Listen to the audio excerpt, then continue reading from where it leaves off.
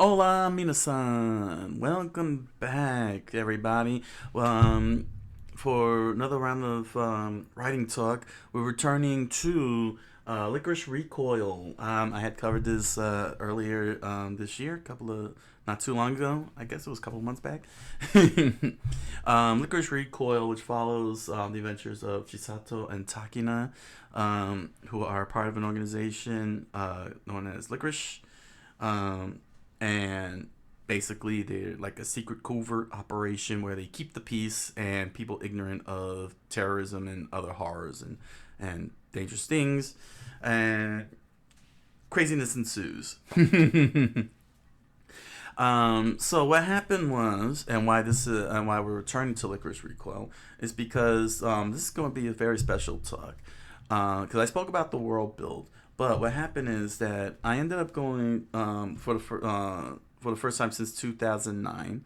Not since 2009, I've gone to an anime convention. So I went to AnimeNYC, and they had a very, very special panel. They called it a special event, and what a special event it is, covering Lycoris Recoil. And they had director Shingo Adachi and character designer Muru. And basically what they did it wasn't your standard fan panel or anything. What made it special was that it was a live drawing, so to speak. Let's go to the view screen. Yeah. So this is the panel, the special event panel at AnimeNYC, and what made it special is that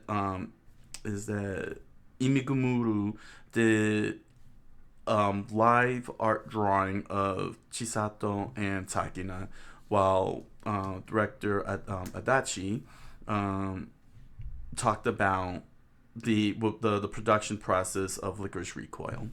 Now, what makes the Lycoris Recoil very special is that it is an original anime series. This was built from scratch, basically. It didn't get it wasn't based on an adaptation of a light novel, a manga, video game, or anything else.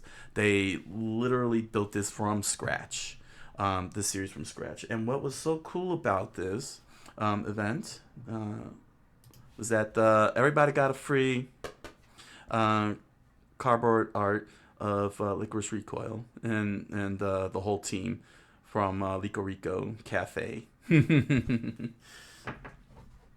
And what a team! They all were pretty good. But nevertheless, it was an original. It's an original anime, and it was pretty good. I could tell you that much.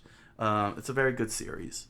Very fun, very likable characters, very intriguing plot lines. I still haven't figured out what's his name from Allen Institute, what the heck his motives were. But either way, it was definitely fun, and I do recommend it. I do recommend watching the series. The story and world building is very, very interesting and inventive. And the fan service is non-existent. If, for those of you who are probably, oh, there must be fan service. No, there's none of that fan service business. Oh man. So yeah, while Imigumuru was doing live drawing on that screen, and we're all watching him draw within 45 minutes, Chisato and Takina, which shocked the living crap out of us because he was literally right there in front of us doing the art on the stage while the director was talking. The director covered how they did this, and one of the things that they covered was the storyboarding, which is where we're going to concentrate at, because the thought process the director had and the team had was very fascinating on what they want to do. And what was great is that they actually showed us the storyboards itself, the actual storyboards for a couple of scenes. One of them was the opening, and the other was the climactic fight. And And yeah, I'll show on display here. I'll show you what they were talking about.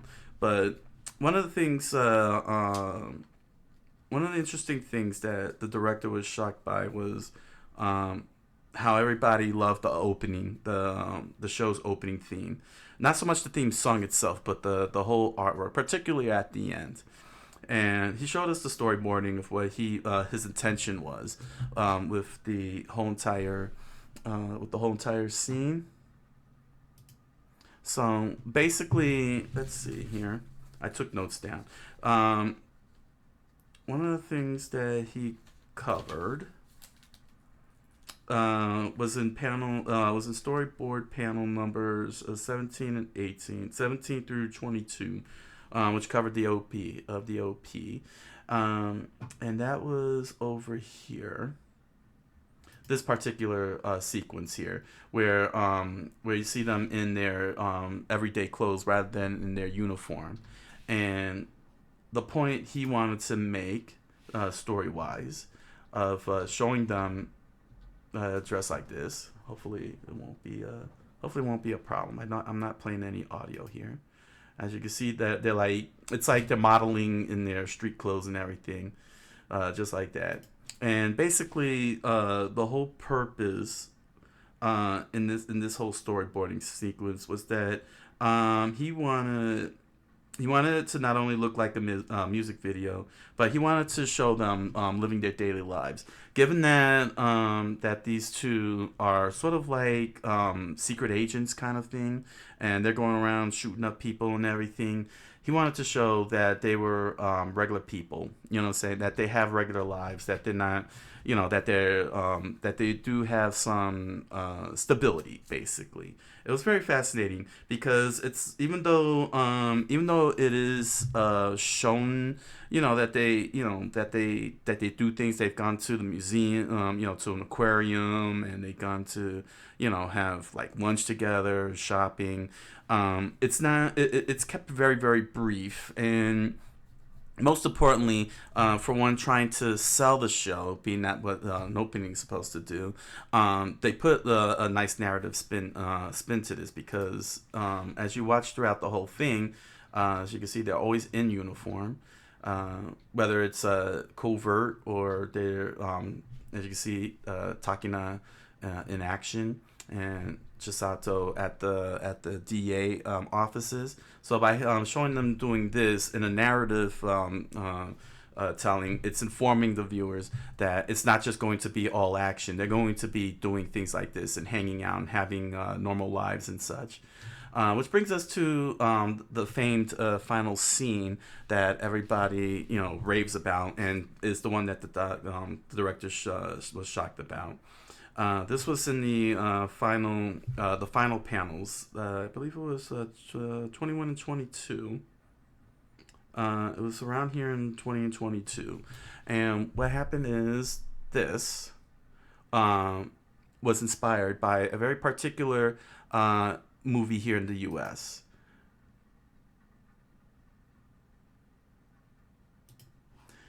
And this particular movie, the director pointed out, came from a very, very well-known Stephen King movie called Stand By Me. He wanted to truly end with inside the storyboarding and within the storytelling telling narrative of the OP to show that Takina and Chisato have this camaraderie, this relationship, this friendship. And he said that he went to the animators, the artists, and told them to reenact this scene with them. But because they're so young, this team was so young, they knew nothing about Stand By Me like he did. And so he had to show them this scene, which unfortunately got cut off at the end. But you'll see. They at least did one thing here. Like that. And that's what they reenacted. Unfortunately, the video cuts off before Will Wheaton delivered the kickback. But he said that was a 1-for-1 recreation of this particular scene. And people were like, "Oh," just like that. Caught that on the right time. Here we go. We'll make the comparison there. There we go. There we go. So just like that.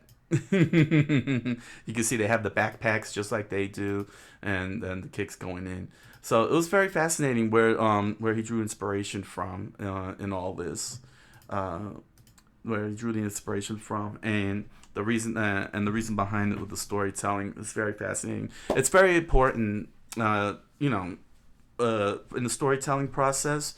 When telling the story, it's very important to have moments where characters are, sitting down or doing something together. When you have teams or you have friends and partners and such like that, especially when it comes to action films, action stories. Lycoris Recoil is indeed an action story, and I really felt the Lethal Weapon vibes.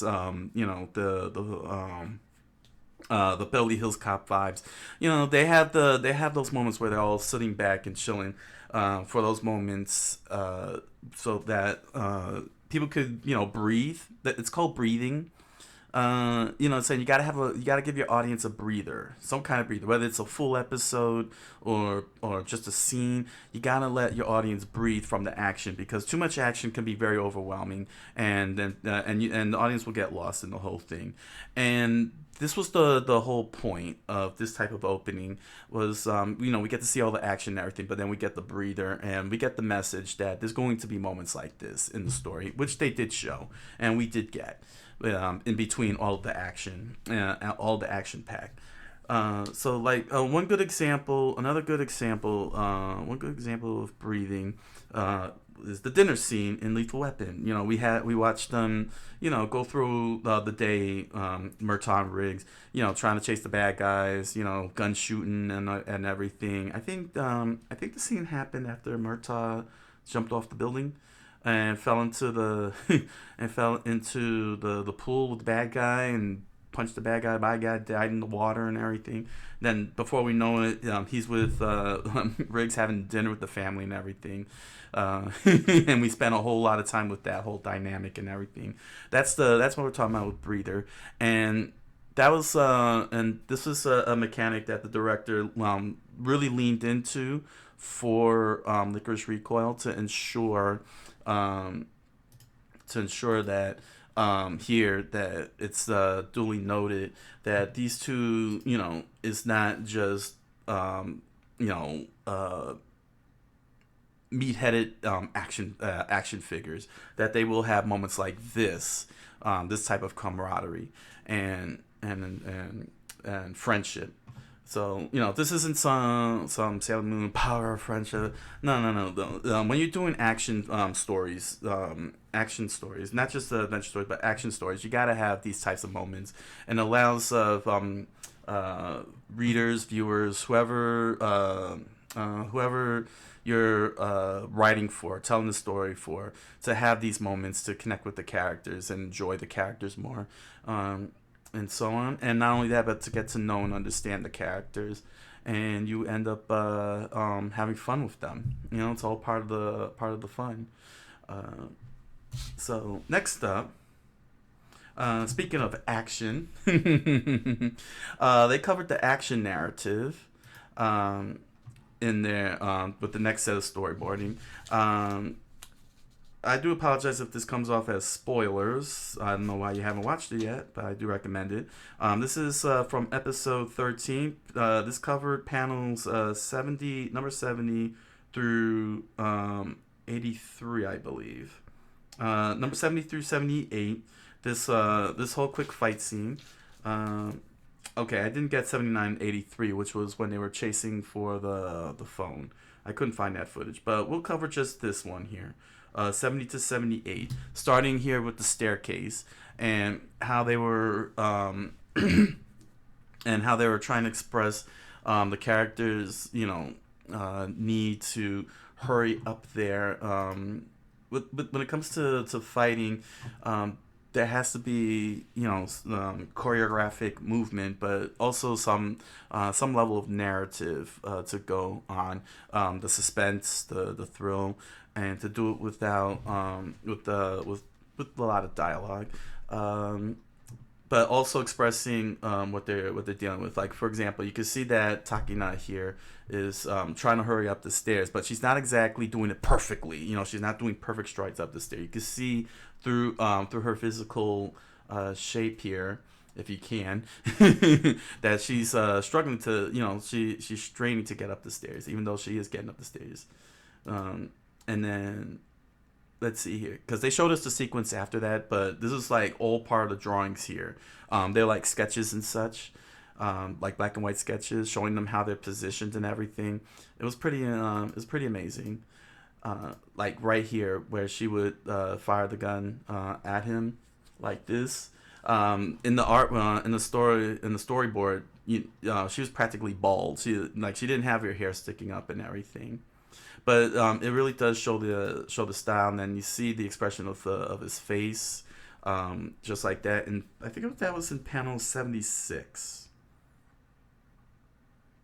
And this was all about trying to get that smartphone. This whole entire fight sequence. Um, let's see. He wanted every. Let's see here. Yeah. So what happened here? According to the director, this was not in the script, actually, in the original script, but the smartphone. But it was put into the storyboarding. This whole entire fight with the smartphone. And what was his reasoning behind this? Let's see. Um, oh no, that's something else there. Let's see here. So the whole entire yeah, since it wasn't in the script, they had to do the entire storyboarding, which means that all these expressions and everything, they had to do it right off the top of their head rather than with the aid of written words, which is a very tricky thing to do because you have to describe how all of this is happening. So this was in the storyboard. Where she was reaching out. This was just one panel of the storyboard here with her hand like this, and then this was the next panel of the storyboard, showing how she was reaching out to it. It was very frenetic, seeing the storyboard itself, and it really does match this whole entire scene here. Especially when he pulls her hair, which the director was like, you shouldn't have done that. It's very rude pulling her hair. It's pretty funny. Let's see here. But basically, it took a very long time for them to really complete this scene because they didn't have the aid of the script. This was being done like right off the top, and yeah, and he flung her over and banged her, and then this is where they let's see. Oh, nope. Is this where they do the reach? Nope. No, this was the end. Yeah, this was the end here. Yeah, we reached the end. This was the last. No, the last one was when they were reaching out for the. Uh, yeah, yeah, the last scene, and I can't seem to find it. I'm not gonna even. No, we don't want to show that. In fact, we don't want to show that either.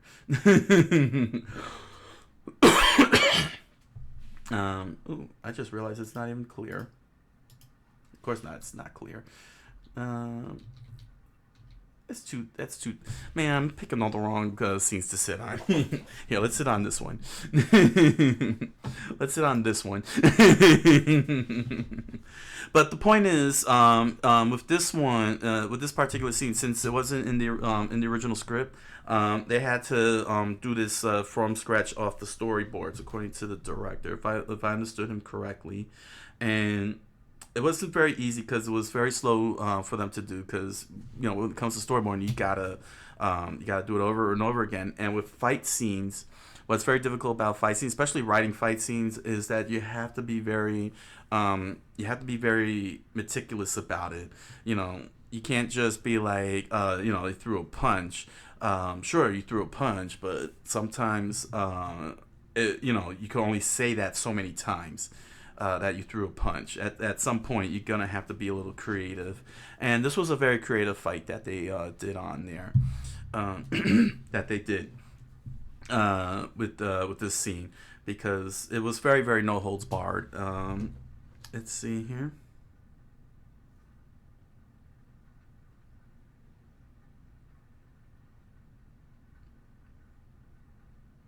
And his intention um, with this particular battle, is that he wanted this fight to show that everybody loses all sides, which is very fascinating. A very rare thing for storytelling to do, is to have characters lose. Usually you want the good guys to win, or the main characters at the very least to come out on top, if not win. Unless of course they're bad characters, like say Scarface. And you want to, even though he's the main character, he still has to lose because he's a bad guy. But here they wanted they wanted all sides here to come out losing, and that's a very interesting narrative approach. I wouldn't even so much say that they lost, so much as it went to a stalemate. Like, they didn't get what they wanted, but the outcome, excuse me, but the outcome, like they walked away from it, basically, and that's an interesting narrative approach that they did with it. That's a very, very, very hard feat to pull off, to have all sides lose but not lose, so to speak, because even though the outcome happened the way that it did, Chisato still got well, let's just say, in terms of the status quo still moved on with no problems, but the hero and the villain didn't get anything out of it for themselves. And I believe that I can't really say I believe. To my understanding, that's what he was going with when he said that they lost. Because having them outright lose, that would mean that they stalemated. But they didn't exactly lose, because Majima got some of what he wanted, and left Lycoris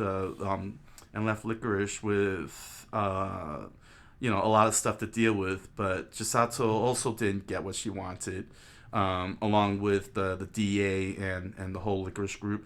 But but they still but they still walked out, with something, I guess, so to speak. Like, the primary objectives weren't achieved from both sides, because I don't think saying on a narrative point that they lost is the right thing to say. In my opinion, it was more like a push, as the saying goes in gambling, blackjack. It's a push.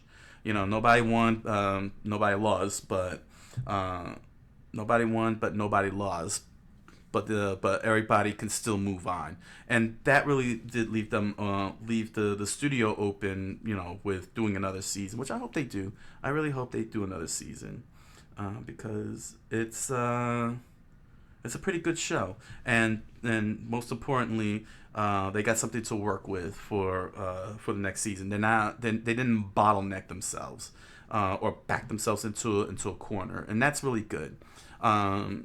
That's why I'm saying it's not, that their decision is not bad. If people think it's bad, honestly, for an original series and you want to keep it going, I think that was a good decision by not giving either side a win, but also not giving them a true loss.